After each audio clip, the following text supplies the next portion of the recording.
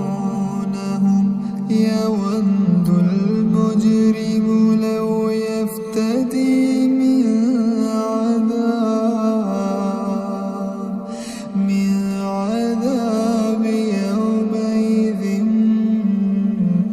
ببنيه وصاحبته وأخيه وفصيلته التي تؤويه ومن في الأرض جميعا ثم ينجيه كلا إنها لظى نزاعة للشوى تدعو من أدبر وتولى وجمع فأوعى إن الإنسان خلق هلوعا إذا مسه الشر جزوعا وإذا مسه الخير منوعا إلا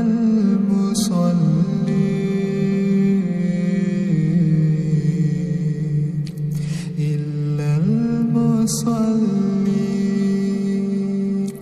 الذين هم على صلاتهم دائمون والذين في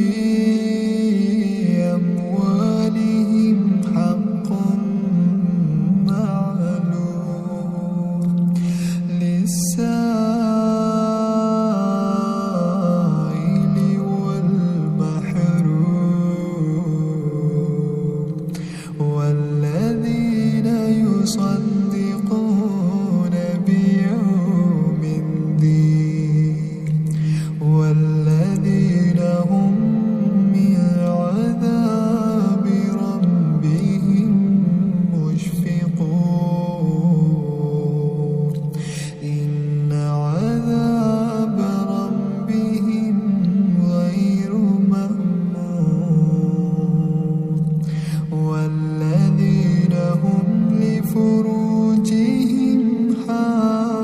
حافظون إلا على أزواجهم أو ما ملكت أيمانهم فإنهم غير ملومين فمن ابتغى وراء ذلك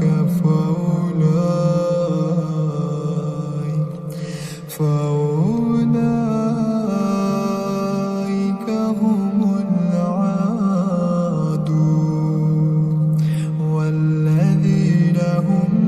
لأماناتهم وعهدهم راعون والذين هم بشهاداتهم قائمون والذين هم على صلاتهم يحافظون أولئك في جنات مكرمون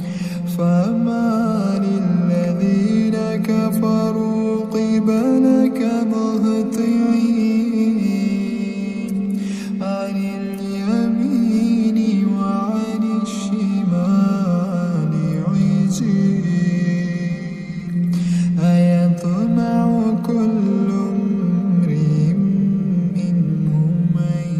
يدخل جنة نعيم كلا